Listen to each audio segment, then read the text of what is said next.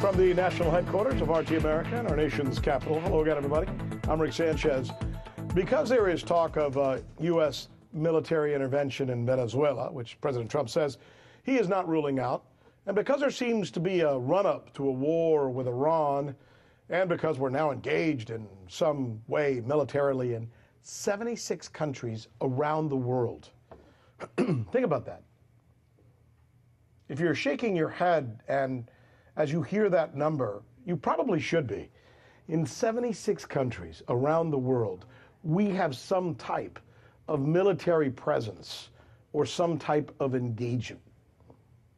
In fact, here, I'm going to show it to you so you can see it for yourself. It's even more dramatic when you actually look at it on a map. Now, here's the map of the world. And what I'm going to do is, first I want to light up the countries where we have military bases. There are 44 of them in all. Everything you see there in red, those are the countries where the United States now has military bases, and we've been adding an awful lot in the last 10 or 15 years.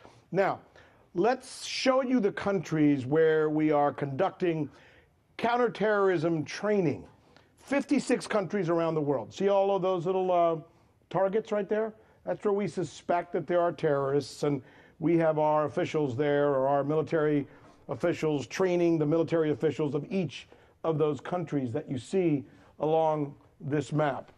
Now, let's show the countries where we are shooting at people or shooting at buildings, either using our planes or our drones. There are 7 countries in the world where we are shooting things out of the sky, essentially. Let's show those right there.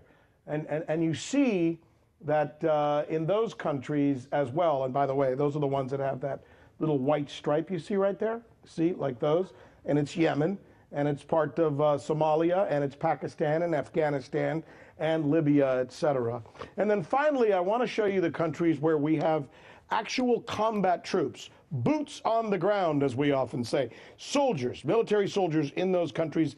There are 15 of them. See them? It's all that you see right there in blue, right? So essentially, we're spread out thin. You could make the argument that this scenario has picked up speed with the invasion of Iraq, a country that is now completely destroyed, more than you could ever imagine. In fact, we have a rare video for you today from inside Iraq that we're going to be showing you in just a little bit. And there's something else we're going to do.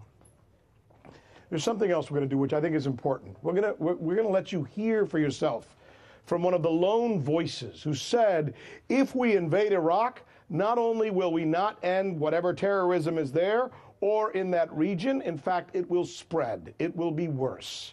He said that. This is the news with Rick Sanchez, with a story of Iraq today and an interview with none other than Weapons Inspector Scott Ritter joins us here because we believe it's time to do news again.